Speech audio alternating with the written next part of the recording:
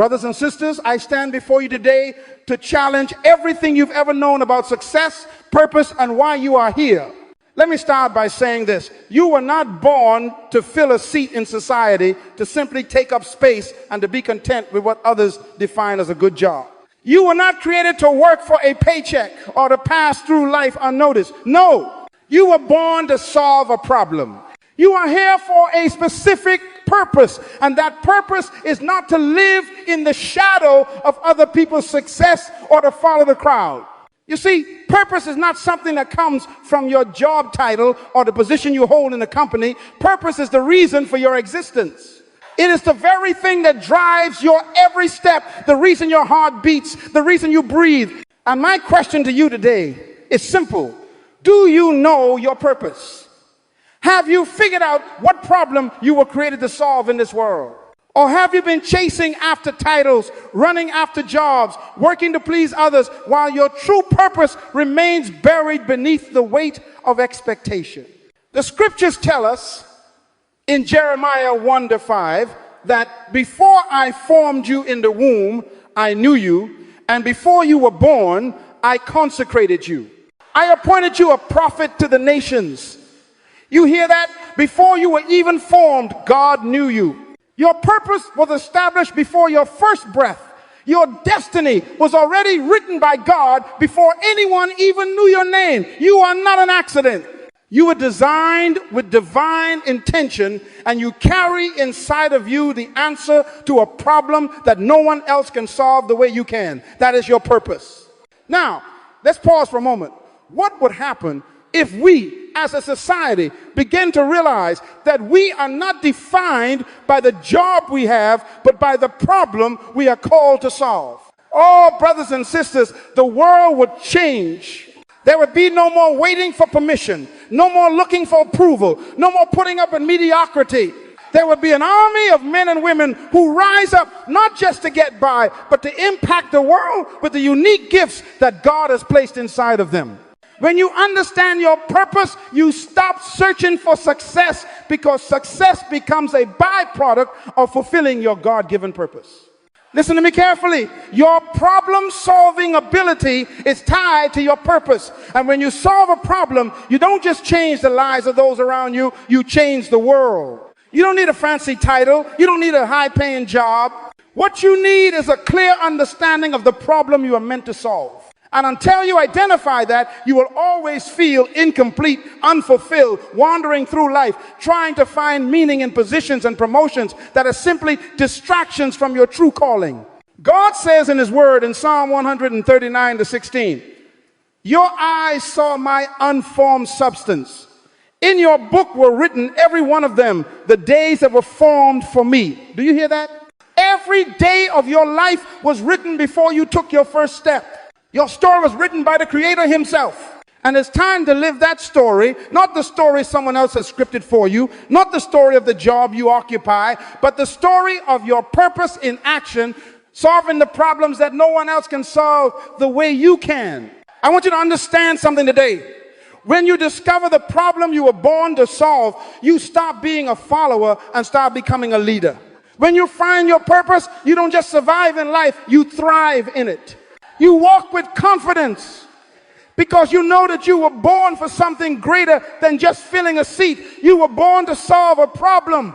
This is what Jesus said in Matthew 5:14. You are the light of the world. A city set on a hill cannot be hidden. When you understand your purpose, your light begins to shine. You stop hiding in the shadows and you step into your destiny.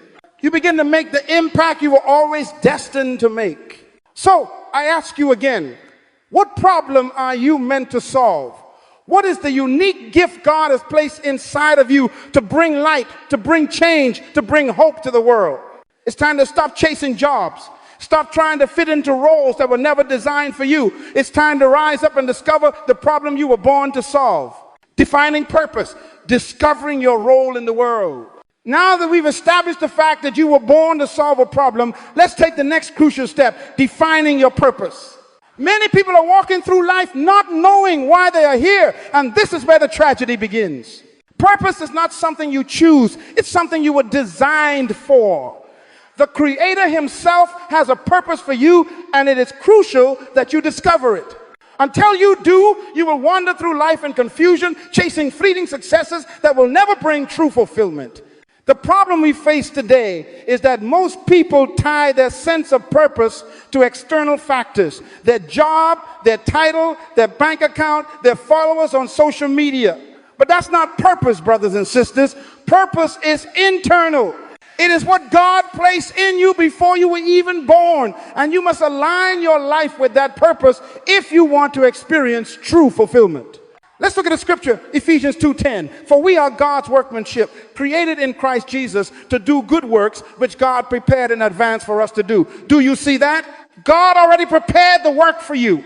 Before you were formed, he knew exactly what you were to accomplish. Your purpose was written into your DNA, into your very being. This is why I tell you, you cannot escape it. You can try, but it will always pull at your heart. You can suppress it, but it will always come to the surface. Your purpose is not something you find like a treasure chest. No, it is something you uncover. It's already inside of you. You see, God has given each of us a gift, a unique ability to solve the problems that others can't solve. The key is to recognize that gift and use it. You may say, but Dr. Munroe, I don't know what my gift is. Let me say this clearly. Your gift is what others recognize in you. It's the thing that comes naturally to you. It's the thing that people ask you to do, the thing you can do with ease while others struggle. In 1 Peter 4:10, we are told, as each has received the gift, use it to serve one another as good stewards of God's varied grace. This verse tells us that every one of us has a gift. No one is without it. But your gift was never meant for your own glory. It is meant for service. Purpose is found in service. Your life gains meaning not by what you collect or gain for yourself, but by what you give to others. Let me pause here. Service is the pathway to purpose. When you begin to serve others with your gift, you find your true calling. You begin to make the impact that you were born to make. And that impact is what brings you fulfillment. No job title, no amount of money, no level of recognition will ever satisfy your soul like the satisfaction of fulfilling your divine purpose. Now, there is a common misunderstanding about purpose. Many believe that purpose must be grand, visible, or dramatic. They think it's reserved for those who stand on stages or lead massive organizations. But that is a lie. Purpose is found in the smallest acts of service. It may be helping a neighbor, teaching a child, serving in your community, or simply being a person of integrity in the workplace. Purpose does not require a platform. It requires a heart of service and a willingness to impact others. Let me ask you this. What problem are you solving today? And I'm not asking about your job description or your title. I'm asking about the way you live your life. Are you impacting your community? Are you adding value to the lives of those around you? Are you using your gift to serve the people who need it most? I want you to understand something today. Your gift, your purpose is bigger than you. It's not about what you can get from life. It's about what you can give. In Matthew 10:8, Jesus says, freely you have received, freely give. You have been blessed with the gifts of God, and now it's time to give them away. Let me give an example. You know the story of David and how he was anointed king, but he was still serving in the field, watching over the sheep. Do you know why David was chosen by God? It wasn't because he was the tallest or the most outwardly impressive. No, it was because he had a heart of service. He was faithful in his small task. He took care of the sheep, protected them, and served them faithfully. And when the time came for him to step into his true purpose, God elevated him. He wasn't chasing a crown, he was serving. And in his service, God gave him a kingdom. Your purpose is not tied to position, it's tied to faithfulness in serving. In Luke 16:10, Jesus says, whoever can be trusted with very little can also be trusted with much. The way you serve today in your current situation will determine the scope of your influence tomorrow. You may be in a small job, in a position that seems insignificant, but how you serve in that role will determine how God uses you in the future. Your faithfulness in the small things will unlock doors to the bigger purpose that God has for you.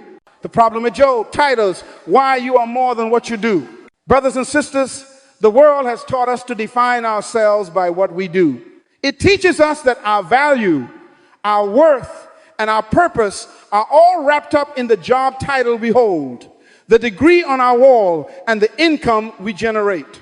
But let me tell you something that will radically change how you see your life. You are not your job title.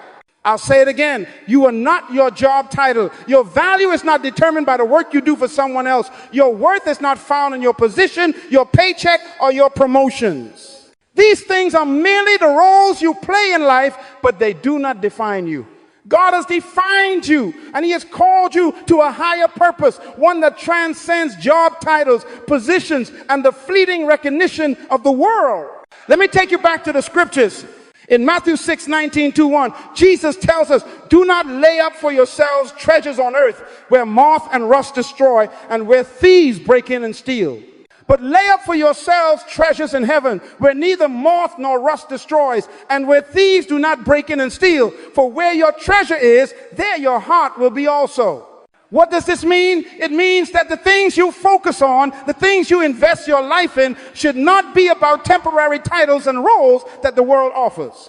Don't waste your life chasing titles that will one day fade away. Your true treasure is in the work you do to serve others with your God-given gifts. That is what lasts. That is what makes a difference. That is what defines who you are. Let me give you an example. Look at Jesus Christ. He was the Son of God, the King of all creation, yet he didn't walk around with a royal title. He didn't claim a high position in the Roman Empire or the temple. He didn't go after a job with a title that everyone would recognize and respect. No, he took on the role of a servant. He washed his disciples' feet. He healed the sick. He served the poor, and he gave his life for others. Jesus knew that his purpose was far greater than any job title. His life was about serving others, and that is the model we are to follow. In John 13:14-15, Jesus says, if I then, your Lord and teacher, have washed your feet, you also ought to wash one another's feet. For I have given you an example that you should do just as I have done to you. Notice that Jesus, the Son of God, chose to serve. He didn't look for a title or a position of power. He came to serve. And that is the true measure of greatness. Now, many of you are probably thinking, but Dr. Munroe, I have to work. I need a job to survive. And yes, I understand that. We all have to provide for our families and meet our needs. But don't confuse your job with your identity. Your job is not your purpose. Your purpose is to solve a problem. Your purpose is to serve others. The job you hold today is simply a vehicle to get you to the place where you can start using your gifts to serve others and solve the problems that God has placed in your heart. Do you know that you can be working a job but still not fulfilling your purpose? You can be sitting at a desk, working in an office, or holding a title, but if you're not using your gift to solve a problem, you're simply passing time. I'm here to tell you that there is more to your life than just working to survive. You were created to thrive, to solve, to serve. In Colossians 3:23, we read, whatever you do, work heartily as for the Lord and not for men. This is key. Whatever role you are in, do it with the full understanding that you are serving God. You are not just working for a paycheck or boss. You are fulfilling a higher purpose. Your work should reflect your purpose. You might be saying, but Dr. Munroe, I'm stuck in a job I don't like. How can I serve others and fulfill my purpose here? Let me tell you this. Your current situation is not your final destination. You can begin to solve problems right where you are. You don't need to wait for the perfect job, the perfect position, or the perfect circumstances. Start serving others right now. Be the person who adds value to the people around you. Whether you're a janitor, a teacher, a nurse, or a CEO, if you are solving problems and helping people, you are fulfilling your purpose. In Luke 16:10, Jesus says, whoever can be trusted with very little can also be trusted with much. If you can solve problems in the small things, God will give you bigger opportunities to solve greater problems. Your current job, no matter how small it may seem, is a training ground. It's preparing you for greater influence. So don't despise your current situation. Use it as an opportunity to serve, to grow, and to prepare for what's next. Let me give you another example. Joseph was not a king when he first received the vision of his future greatness. He was a slave. He was a servant.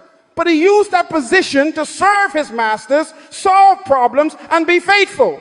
And in his faithfulness, God elevated him to the second highest position in Egypt. His job title didn't define him. His ability to serve others did. The same is true for you. Your position today is not who you are. Your character, your integrity, and your ability to solve problems with your gift is what defines you.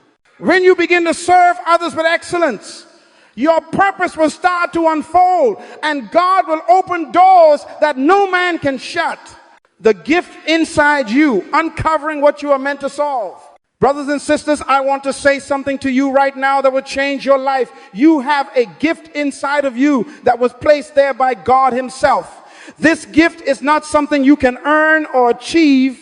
It is something you were born with, and it is directly tied to the purpose you were created for. It's the solution to a problem the world is waiting for, but here's the key. You may not even realize what it is yet. Let me make this clear. You have a gift. It might not be obvious to you yet, but it's there. God has placed it inside of you before the foundation of the world. Your gift is not an accident. It was designed for a purpose, and until you identify it, you will never fully understand your purpose in life. You can search for it, you can try to mimic others, you can chase titles and promotions, but until you discover your gift, your life will always feel incomplete. I want you to hear me clearly. The gift inside you is not for you alone. God did not give you a gift to use only for yourself. It is meant to be used for others.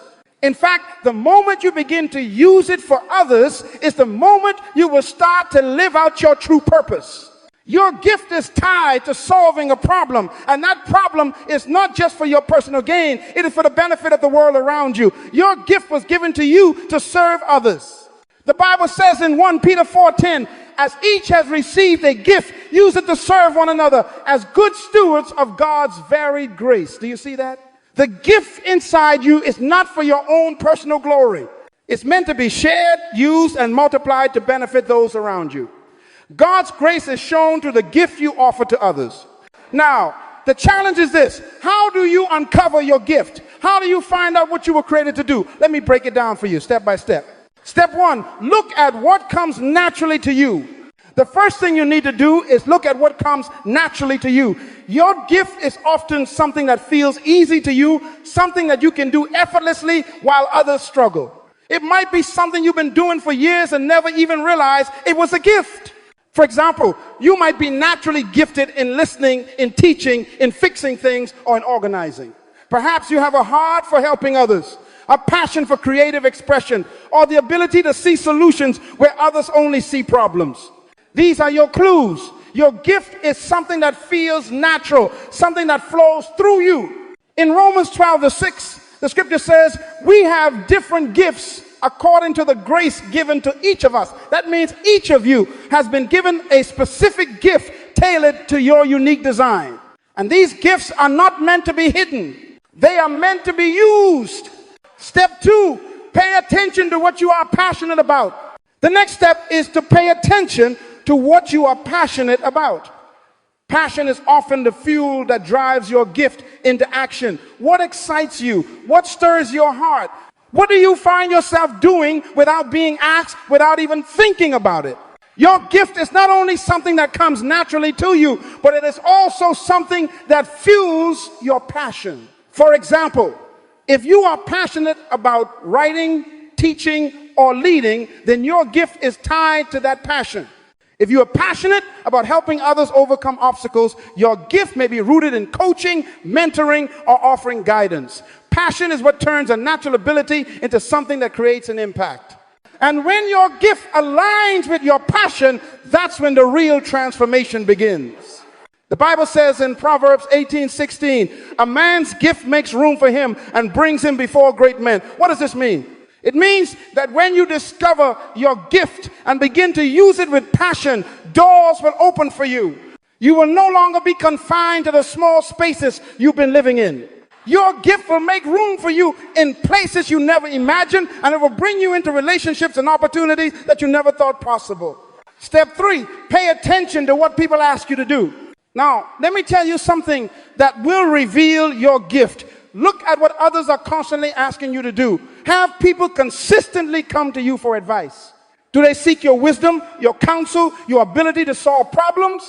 Are you always the one people ask to help in certain areas? This is another clue that your gift is tied to solving a problem. The gift inside of you is often recognized by others before it is fully realized by you. People are drawn to the solution you carry. They may not be able to articulate it, but they know there's something in you that can help them.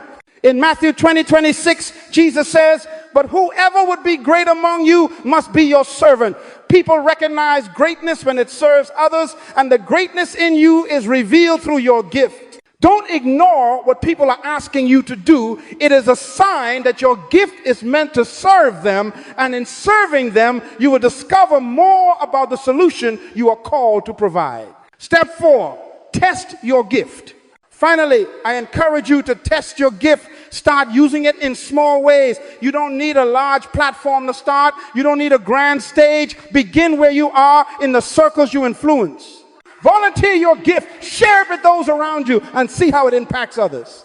God has equipped you with everything you need to start solving problems today. Don't wait for perfection. Just begin. In Matthew 25:14-30, Jesus gives the parable of the talents, where each servant is entrusted with a gift, and the ones who use their gifts wisely are rewarded. Don't bury your gift in the ground. Start small, but start now.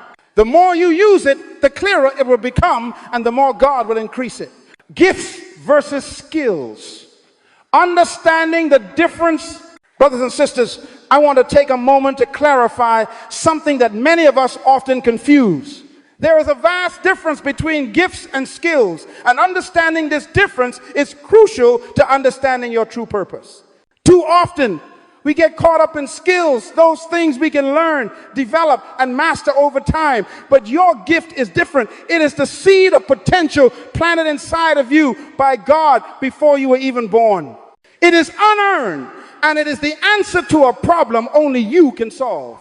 Let's start with gifts. Your gift is what God designed you to do. It is part of your identity. It is inherent. It is personal. And it was given to you for the purpose of service. Your gift is not something you can just pick up by training or practice. It is something you were born with. God chose you to carry this solution, this potential. Your gift was not randomly assigned. It was planned and ordained. In Romans 11:29, we read, "For the gifts and the calling of God are irrevocable." Do you see that? When God gives you a gift, it is irrevocable. He doesn't take it back. It is yours to use, and it is a part of you forever. Your gift is directly tied to your purpose. If you don't know your gift, you will never fully understand why you are here. But once you discover your gift and begin to use it to serve others, you will begin to experience true fulfillment. The Bible says in 1 Corinthians 12:4-7, "Now there are varieties of gifts, but the same Spirit. And there are varieties of service, but the same Lord. And there are varieties of activities, but it is the same God who empowers them all in every one. To each is given the manifestation of the Spirit for the common good." Each of us is given a unique gift. It may look different, but it is all for the common good, for the service of others, for the solution of the problems in the world around us. Now, what about skills? Skills are what you develop over time. They are acquired through practice, education, training, and experience. They are things that you can learn and improve. Skills are useful. They are important for success, but they are not the same as your gift. Skills can help you deliver your gift more effectively, but they do not define your purpose. They are tools you use to fulfill the calling on your life, but they are not the essence of who you are. Let me give you an example. A person may be skilled in playing the piano, but that does not mean their purpose is simply to play the piano. The skill is the means through which they express their gift, but the gift itself might be inspiring people through music, using the piano as a tool to create an emotional connection or to convey a message. The gift may not be the ability to play the piano. It could be the gift of communication, the gift of emotion, or the gift of inspiration. The piano is the skill they use to amplify their gift. This is why you must understand the difference. Your gift is your identity, but your skills are the tools you use. Skills can be learned and mastered over time, but your gift is something that comes naturally to you. You don't need to practice or study to discover it. It's already there, planted within you by God.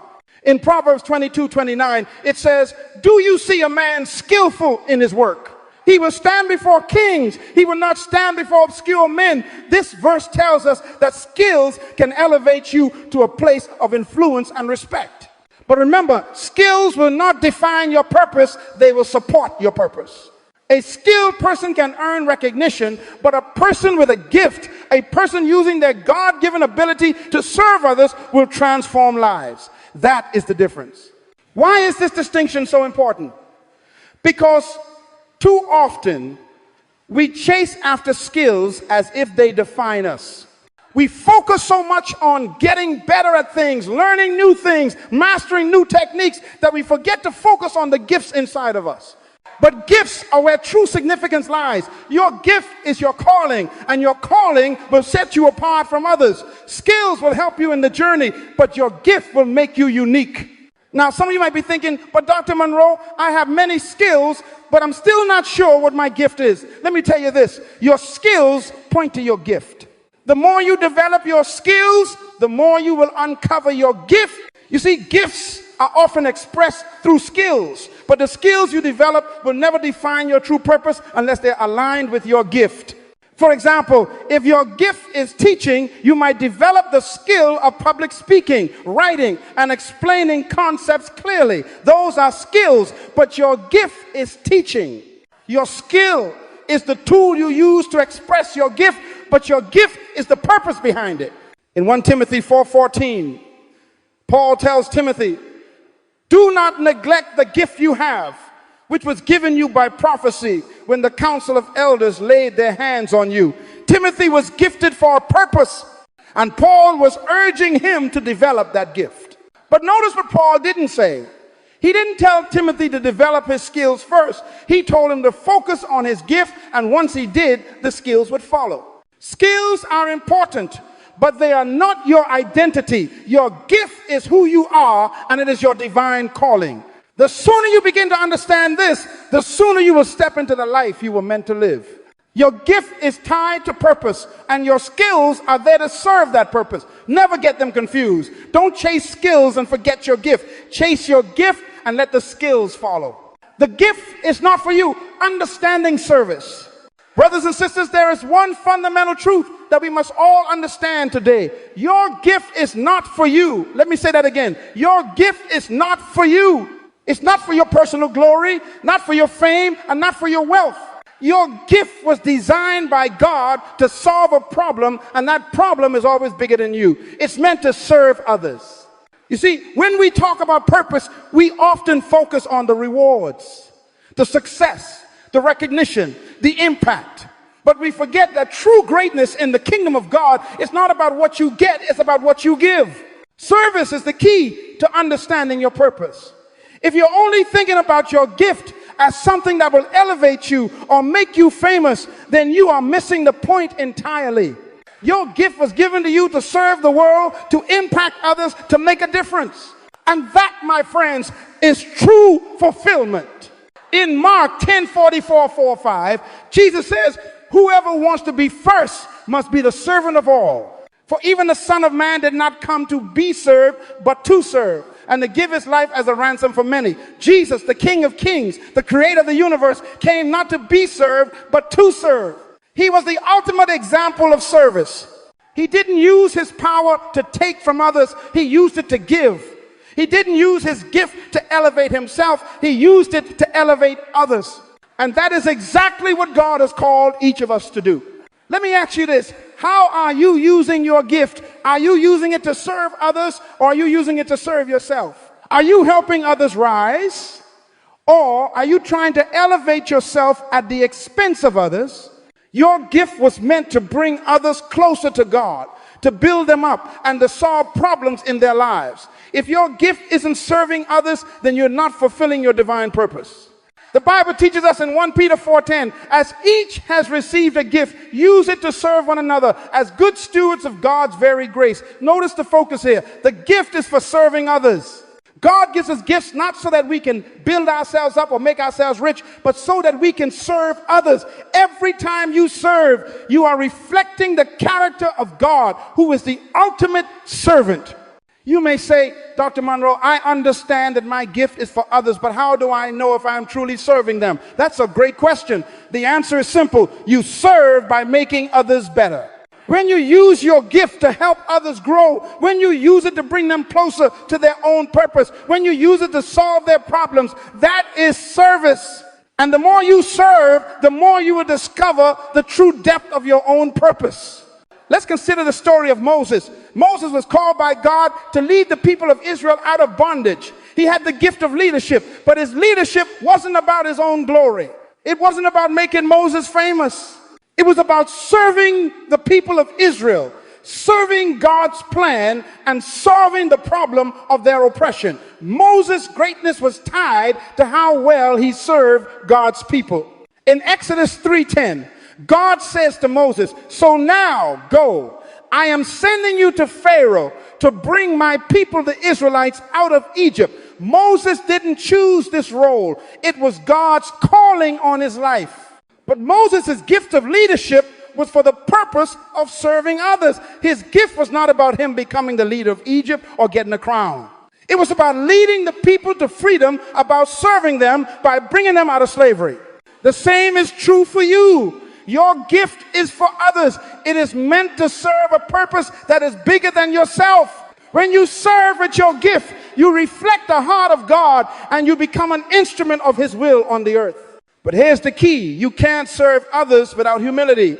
True service requires a humble heart, a heart that is willing to give even when it costs you something.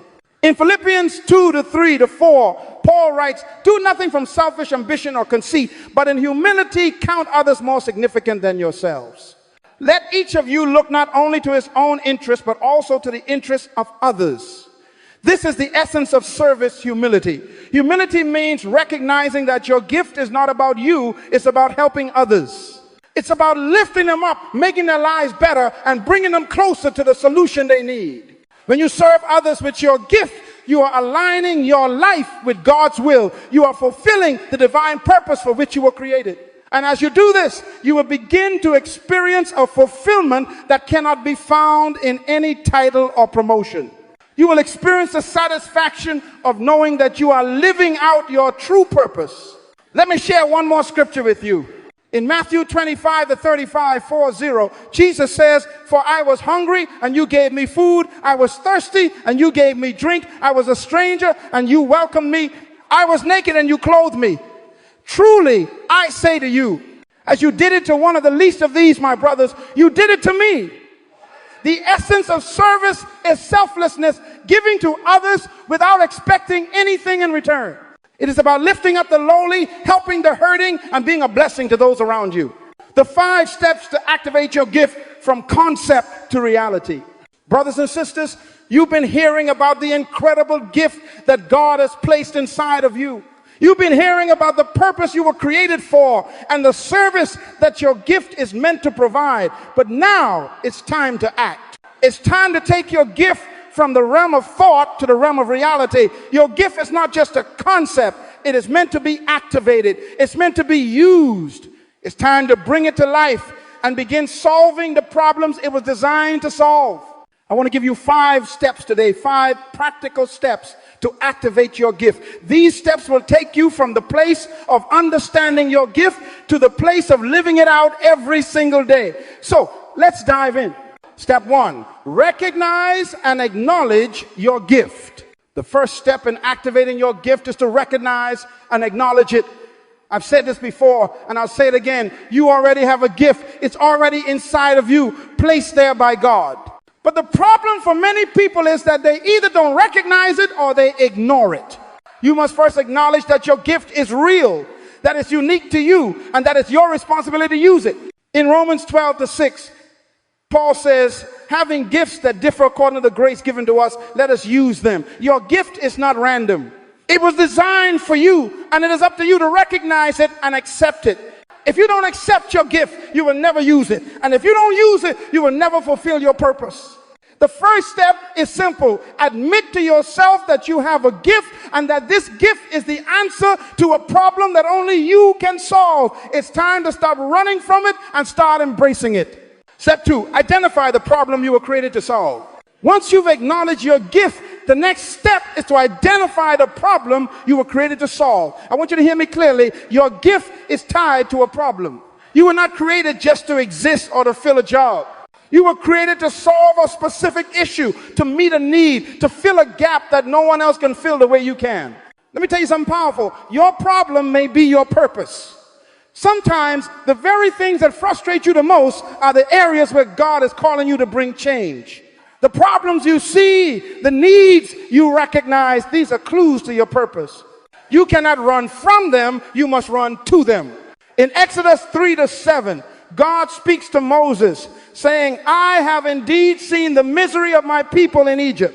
I have heard them crying out because of their slave drivers, and I am concerned about their suffering. God was telling Moses, I've seen the problem, and you are the solution. Moses was chosen to be the answer to the Israelites' suffering, and God has chosen you to be the answer to a problem in this world. You must identify that problem and then ask yourself, what can I do to solve it? That's how you begin to move from concept to reality. The solution is inside you and the problem is before you. Step 3, develop your gift through preparation. The third step is to develop your gift through preparation. Gift without development is potential wasted. God doesn't just want you to know that you have a gift. He wants you to develop it. A gift that isn't developed can't reach its full potential.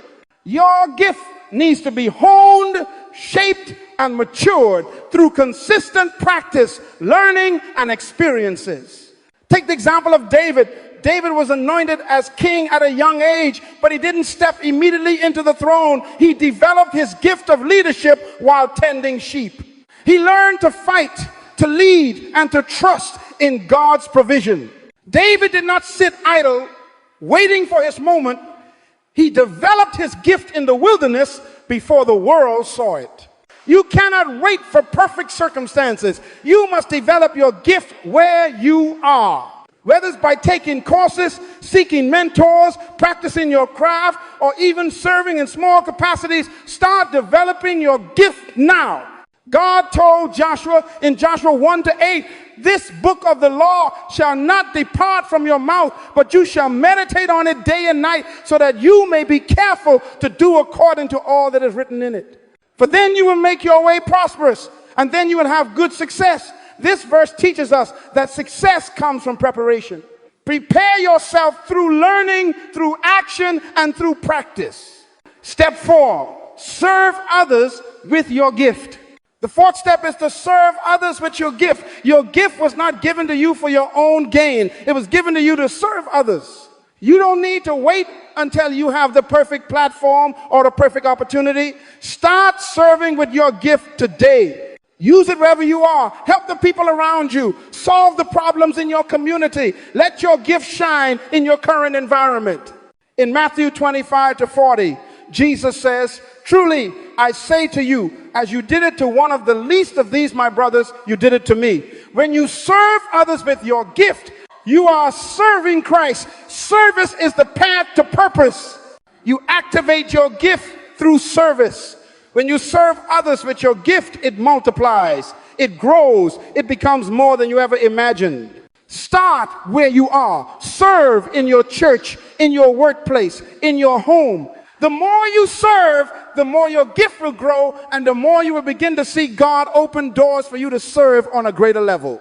Step 5, trust God to multiply your efforts. Finally, the fifth step is to trust God to multiply your efforts. Brothers and sisters, let me be clear. You can do everything right. You can develop your gift, serve others, and prepare yourself, but you cannot multiply your gift on your own. It is God who multiplies the work of your hands. It is God who brings the increase. In Matthew 14:19-1, Jesus took 5 loaves and 2 fish, blessed them, and fed over 5,000 people. God can take what you have and multiply it for his glory. When you trust God with your gift, he will expand your influence and multiply the impact of your service. God is not asking you to be perfect. He is asking you to be faithful. Step out in faith, serve others with your gift, and trust that God will multiply your efforts for his kingdom. Overcoming fear. The greatest barrier to solving the problem. Brothers and sisters, there is something I must address today, and it's a barrier that holds many of us back from stepping into the fullness of our purpose. Fear. Fear is the greatest enemy to the activation of your gift. Fear has held more people back from their calling than anything else in this world. And today, I want to expose fear for what it truly is, a lie that keeps you from fulfilling the divine destiny that God has set before you. Let me tell you something. Fear is a tool of the enemy to keep you from becoming the person God has called you to be. Fear paralyzes you. It keeps you in the comfort of mediocrity, locked in a place of safety and away from the risk of stepping out in faith. But I'm here to tell you today that you are not called to live in fear. You were born to step into the unknown, to take risks, and to do things that will shake the world. In 2 Timothy 1-7, the Apostle Paul writes, "For God gave us a spirit not of fear, but of power and love and self-control." Do you hear that? God has not given you a spirit of fear. Fear does not come from God. It is a tool used by the enemy to keep you in bondage, to keep you from moving forward. But God has given you power, love, and self-control, 3 things that will equip you to overcome fear and step boldly into your purpose. The problem is that we often allow fear to speak louder than our purpose. We allow the fear of failure, the fear of rejection, and the fear of the unknown to hold us back. We think, what if I fail? Or what if I'm not good enough? But I want you to know something today. Failure is not the end. It is part of the process. Every person who has ever achieved greatness has faced failure, but they did not let it stop them. They kept moving forward because they knew their purpose was bigger than their fear. In Isaiah 41:10, God tells us, "Fear not, for I am with you. Be not dismayed, for I am your God. I will strengthen you. I will help you. I will uphold you with my righteous right hand." Do you hear the promise here? God is with you. You are not alone in your journey. Fear cannot stand in the face of God's presence. When you step out to fulfill your purpose, you can be confident that God will strengthen you, help you, and hold you up. Let me be real with you for a moment. Fear is normal. It's natural to feel fear when you step into something new, when you start walking in your purpose. But the key is not to let that fear control you. The key is to acknowledge it, face it, and step beyond it. Courage is not the absence of fear. Courage is taking action in spite of fear. You will never get rid of fear entirely, but you can learn to live in faith, knowing that God has already equipped you to overcome. I want you to hear this loud and clear. Fear is the enemy of progress. Fear will keep you in your comfort zone, but your purpose is not found in comfort. Your purpose is found in the unknown, in the places where God is calling you to step out in faith. You cannot fulfill your divine calling if you stay locked in fear. You must move beyond it. In Matthew 14:29-1, Peter steps out of the boat to walk on water toward Jesus. As long as his eyes were fixed on Jesus, he walked in faith. But when he saw the wind and the waves, he became afraid and began to sink. Jesus immediately reached out and caught him, saying, "Oh, you of little faith, why did you doubt?" Brothers and sisters, when you take your eyes off of your purpose and focus on the fear, the waves, the storms, the challenges, that's when you begin to sink. But when you keep your eyes on Jesus, the author and finisher of your faith, you will walk on water. Your fear cannot hold you back when you fix your eyes on him. 3 key steps to overcoming fear. Recognize fear for what it is. Fear is a lie. It is not from God, and it is not the truth. Fear will always tell you that you can't do something, that you're not good enough, or that you will fail. But fear is not your reality.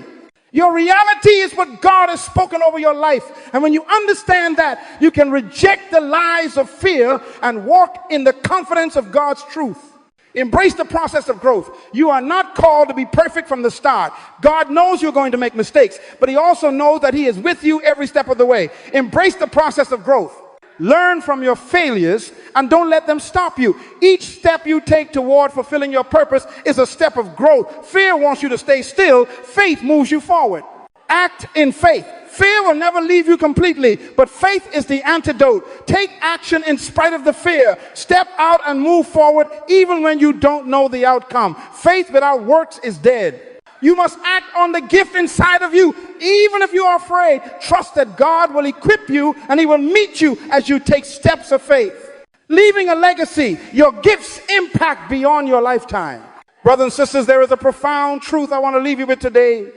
You were not created just to live, and you were not created just to die. You were created to leave a legacy, an impact that will echo through generations. Your gift, the one we've been talking about all along, is meant to solve problems in the here and now, but it's also meant to carry eternal significance. It is not just about you, it is about the generations to come. You see, your gift is not just for this moment, and your purpose is not just to fulfill your needs. It is to create a ripple effect in the world, something that lasts long after you're gone. Legacy is the extension of your life beyond your years. In Psalm 112:6, the psalmist writes, "For the righteous will never be moved. He will be remembered forever." Your life, when lived according to your divine purpose, will leave a mark on the earth, a mark that time cannot erase. Your gift will leave an imprint on the world, and that is the legacy you must aim for. The truth is, legacy is built on the service of others. It is not about accumulating wealth or titles for yourself. It's about empowering others, solving their problems, and creating a platform for others to rise. When you use your gift to serve others, you don't just help them in the moment, you empower them to carry your work forward, and in that way, your legacy multiplies. Let me tell you something powerful. Your gift has the ability to affect generations, not just your own life or the people you immediately see. The way you use your gift today, the way you serve others with your unique abilities will shape the future. It will shape your children, your grandchildren, and the communities you influence. Consider the life of Dr. Martin Luther King Jr. His life was a gift to the world. His gift was the ability to lead and inspire others to fight for justice and equality. He didn't live for himself. He lived to serve others, to solve the problem of inequality and injustice, and his legacy has impacted generations. His gift transcended his lifetime. In Proverbs 13:22, we read, "A good man leaves an inheritance to his children's children, but the sinner's wealth is laid up for the righteous." This is not just about money. This is about the inheritance of values, the inheritance of wisdom, the inheritance of principles, and a life lived with purpose. The wealth of your gift is passed down in wisdom, knowledge, and impact. So I ask you today, what kind of legacy will you leave? How will your gift impact the generations to come? The work you do today, the way you serve others, will live on in those who come after you. Your legacy is your true gift to the world. The 4 pillars of legacy. There are 4 key elements that contribute to the legacy your gift will leave behind. These are the pillars that will help you build a legacy that outlives you. Purpose. Your gift must be tied to a greater purpose. If you are simply living for yourself, your legacy will not last. A life focused on serving others will leave a mark that cannot be erased. Your purpose is what gives meaning to your gift. If you don't align your gift with your purpose, you will never leave the impact you were created to make. Service. Legacy is built on service. The greatest leaders in history are not those who accumulated the most wealth or titles, but those who served the most. Your legacy will be measured by how well you serve others, how well you use your gift to solve the problems that others could not solve. Serve with excellence, and your service will transcend your lifetime. Impact. The 3rd pillar is the impact your gift has on others. A gift that does not impact others will never leave a legacy. Your gift must be used to transform lives, to bring healing, to bring change. When you solve problems for others, you create a lasting impact that changes the course of their lives and in turn, the lives of those they touch. Generational influence. Finally, your legacy is about generational influence. Your gift will continue to bear fruit after you are gone. It is not just about what you achieve in this life, but about how your gift continues to affect others long after you've left this earth. Will your children and grandchildren carry the torch of your gift forward? Will the work you do today inspire future generations to rise up and do even more? Living your gift, walking in your purpose every day. Brothers and sisters, as we come to the close of this message, I want to leave you with one crucial truth. Living your gift is a daily decision. It's not enough to understand your gift, to know your purpose, or even to activate it once in a while. You must walk in it every single day. Let me be very clear. Purpose is not something you pursue on Sundays or during moments of inspiration. It is something you live out day in and day out. It's about waking up every day with a sense of mission and walking in that mission regardless of the obstacles, regardless of the challenges. Your purpose is something you live, breathe, and act upon every moment of every day. In Romans 12:1, Paul urges us, I appeal to you therefore, brothers, by the mercies of God, to present your bodies as a living sacrifice, holy and acceptable to God, which is your spiritual worship. Do you see what Paul is saying? Your life is your worship. Every decision, every action, every word you speak, it must be in alignment with your purpose. Your body, your mind, your actions, everything you do is meant to glorify God and fulfill the purpose for which you were created. Living your gift every day requires intentionality. It requires discipline. It requires waking up with the mindset that today is an opportunity to live out your divine calling, to make an impact, and to serve others with the gifts you've been given. Let me tell you something powerful. Your daily habits shape your destiny. It's not the big moments that define your purpose. It's the small, consistent decisions you make every day. The way you respond to situations, the way you interact with others, the way you serve, those are the things that will either bring you closer to your purpose or keep you from it. In Matthew 25-21, Jesus tells the parable of the talents, and he says to the faithful servant, well done, good and faithful servant. You have been faithful over a little, I will set you over much. Notice that Jesus rewards faithfulness, not success. Faithfulness in the small things, in your daily choices, in your everyday actions is what brings increase and expansion. Faithfulness is the key to walking in your purpose. So, how do you live your gift every day? How do you walk in your purpose consistently? Let me give you 3 keys to help you live your gift every day. Key 1, develop a daily habit of purposeful reflection. If you want to live your gift every day, you must first take time each day to reflect on your purpose. Before you jump into the busyness of life, take a few moments in the morning to remind yourself of why you're here. Reflect on the problems you are meant to solve, the people you are meant to serve, and the impact you want to have on the world. In Psalm 1-2, we are told, but his delight is in the law of the Lord, and on his law he meditates day and night. This is about aligning yourself with God's will for your life through constant meditation and reflection. Purposeful reflection helps you keep your gift at the forefront of your mind, guiding every decision you make throughout the day. Key 2, align your actions with your purpose. The second key to living your gift every day is to align your actions with your purpose. It's easy to get distracted by the pressures of life, by the demands of work, or by the desires for personal success. But true purpose requires alignment. Your actions must be consistent with the values and goals that God has placed on your heart. In Proverbs 4:25, we read, let your eyes look directly forward and your gaze be straight before you. To live your gift every day, you must focus.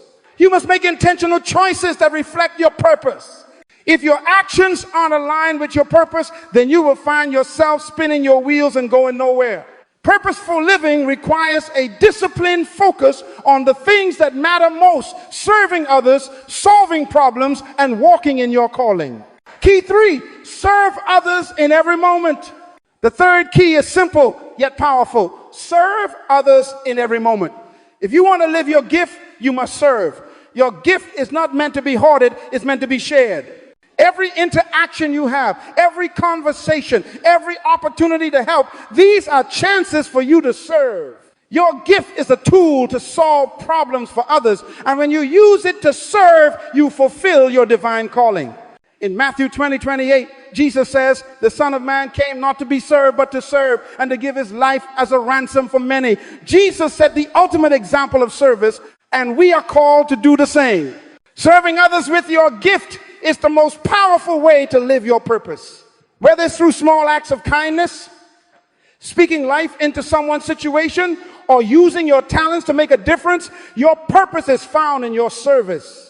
As we come to the end of this journey together, I want to remind you of one final truth. You were created for greatness. You were created to solve problems, to serve others, and to leave a legacy. Your gift is not just for you, it is for the world around you. And when you walk in your purpose, you will see the transformation of lives starting with your own. The world is waiting for the solution you carry. Step into your purpose today. Live your gift. Serve others. Leave a legacy that will outlast you and continue to impact generations to come. May God bless you as you walk in the fullness of your purpose, and may your life be a shining example of his love and grace.